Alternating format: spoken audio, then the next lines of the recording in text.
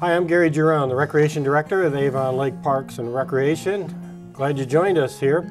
This is Bob Sammon, and Bob's become a good friend of mine over the years. We met up at an open mic so many years ago, and it turned out you've overtaken my open mic hosting duties a couple of times now, and you do an outstanding job with that. Well, it's because you keep handing them off to me. I think I do out of not just convenience, but I think it's because you keep your hand on the pulse of Cleveland music and what's happening. Well, we try. I try to get out to the clubs in town to find out who's out there, who's playing, and that's a good source for who we can bring in on the open mics, and it's a great way to stay in touch with what's happening in what is really a very vibrant music community. I'm so impressed with how many musicians are out there and the quality of not only their playing, but I mean the words that they string together. It has so much meaning to it. You want to grab it as your own, you know. There are some great singer-songwriters in town. There are a couple of people that I've been following for a number of years, people like Jim Schaefer, Gary Hall, that are just masters at their craft. And it's an honor for me to be associated with them. It's why I try to bring them out to the events that I do from time to time. Where'd you grow up? Actually, I was born in Brooklyn, New York, Coney Island Hospital, and raised on Long Island. Came out to Ohio in '66 to go to the University of Dayton, and moved up here to the Cleveland area in '91. I have tried to bring some people up from Dayton. There are some great players down there as well. And I get down there from time to time. I played a birthday party for Pete Seeger that was held at the University of Dayton a number of years back. And I've been down there to play for fundraisers for the Dayton Peace Museum, which is a kind of a unique facility down there. That's amazing. Yep. Amazing stuff. Yep. So you probably have music as your life, but you probably had a day job at some point. Now I know you're Yes. concentrating on this retirement thing, but Yes. University of Dayton must have provided you with something. Well, I started off in education. My degree is BS in secondary, and I taught English and history. Lasted in that for 4 or 5 years, went into advertising for 18, and then spun a computer company off after that and did software programming for a number of years. And that's what I just retired from 2 years ago. And your expertise in Facebook was so extensive.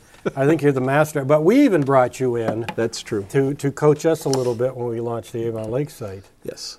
So do you visit us and see how we're doing on there? Or well, I just found out that you actually got it set up about 10 minutes ago, okay. So the answer is no, but I will. So we're plugging away, and I think it's a modern, and I think it's a quick kind of way to communicate these things to people. These days, it's a must. Any organization, any business, most individuals, most of the musicians I know are all on Facebook.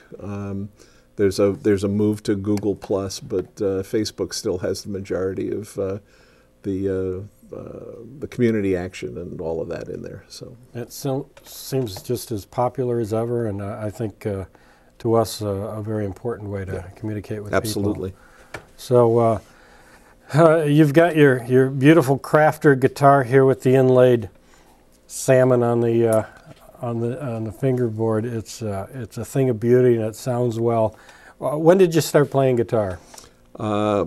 Probably when I was about 11. I come from an Italian family, and my uncle Frank gave me one of his guitars to get me started, and I still have one of his instruments that is a cherished piece of my collection, but it's been a while. Formally trained, or just No. picked it up? No, picked it. I had a couple of lessons and gave that up because I just wasn't disciplined enough. When did you write your first song? First good song of the first song. First song. First song was probably freshman year of college, and probably one of the worst things I ever wrote in my life. You want to play a little bit No, of it? thank you very much. I knew you were going to say that. And when did you perform in front of people for the first time? Actually, that was in high school. Again, my social activism gene has been there for a long time. There was an organization called the Tom Dooley Foundation that was funding rescue in Africa. And we did a huge fundraiser in my high school. We had an auditorium that was probably 12 to 1,500 people.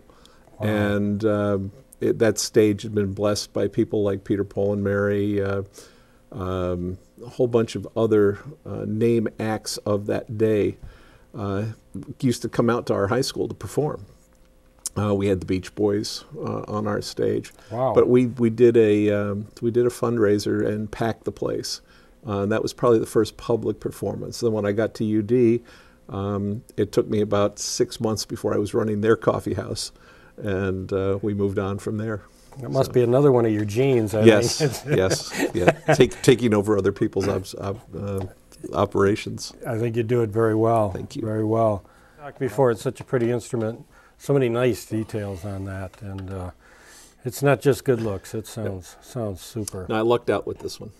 I think a good find. I think you were hunting it down. I think you probably test drove a lot of them to get to that one. There were a number before I picked her, or she picked me. Maybe. So we got together. It was an open mic night. Graciously introduced yourself, played some songs, and kept showing up. Yeah. And I turned it over to you with all the confidence in the world, and then I left you, Bob. Yeah, I you really did. And I came to work for the city here, but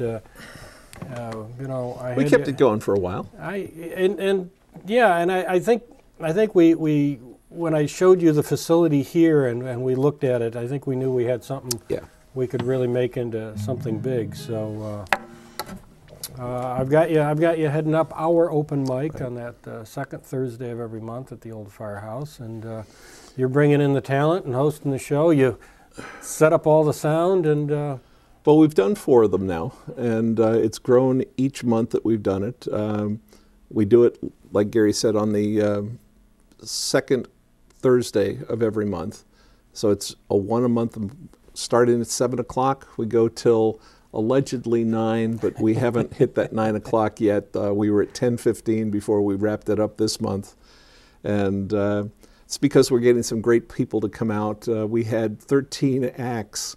We give them 15 minutes apiece, except for the feature act, which gets a half hour. And so we had 13 players this month. And I follow the rule that the host doesn't get to play if the rest of the time slots are filled. So I haven't been able to play for the last couple of months because we've had such great players come out. I like it's kind of a little change in format where, what do we put the featured performer at 7:30 instead of 7? And so there's kind of a couple of opening acts. Right. I think that's worked well. That gets the late comers a chance to come in and get settled without interfering with the feature act, because the feature is somebody that's usually a cut above what we get or what you would normally expect to find at an open mic. So, for example, this month we had Jerry Allen, who is a Nashville recording artist. I mean, this guy has had a teen idol, for heaven's sakes. He had a hit in California and on the West Coast that translated into a massive hit in Japan. So, this is the kind of talent that we're bringing in, and then we've got the best of the local. Like I mentioned, Schaefer, Gary Hall. We just got a number of really, really good players. So it's a great event. I had somebody sit down next to me during one of the open mics, and they felt bad that they were watching this for free because the talent was so great. If that happens again, just tell them where they can leave their money. We'd be happy to take it. And the object is to grow this even bigger and better than it is. We're doing it once a month, and maybe we could do it more often. We're doing it at the old firehouse.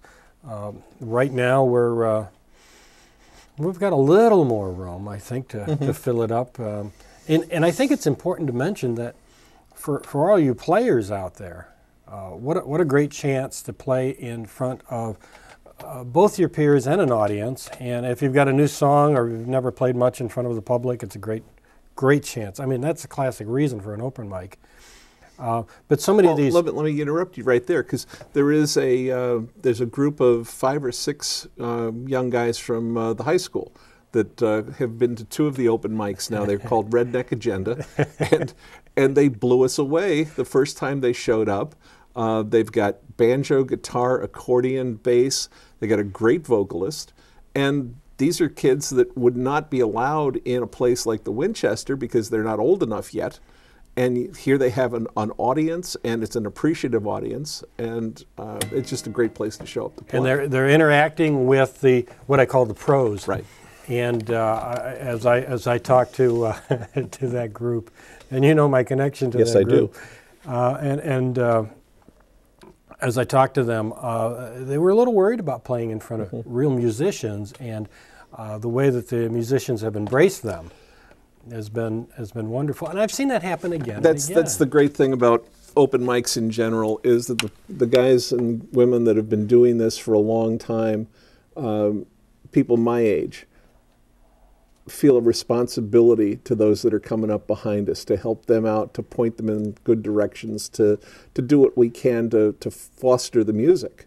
And so yeah, that doesn't surprise me that I see the banjo player from Redneck Agenda off with Bill Armstrong in a corner comparing banjo notes. The other point is that it's a great audience night. So if you're not a player, it's a great chance to come down and sit and seeing you play this close up was really a kick for me. But to see people so up close, personal, live, to see how they play, how they interpret music, how they write music. And to be able to talk with them after the show. Because almost all of them hang around until the event is over. Right. And then they're available. They sell CDs. They talk about what they're doing. They promote their other shows.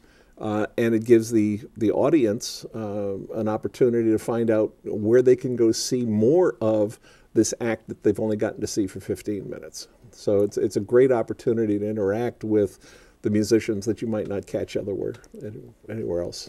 I think it's worked out really great. So we're going to continue that. Sometimes we have to do a little alteration in the summer, but nothing that won't prevent us from making it bigger and better. Maybe we can move it outside even. That'd be cool. And so, second Thursday of every month at the old firehouse. Sign-ups at 6:30. Right. Acts begin at 7. 7:30 is our featured performer, I guess. Again, this is Mr. Bob Sammon. And before we go, we should tell them that there is a Avon Lake open mic group on Facebook that they can check in for.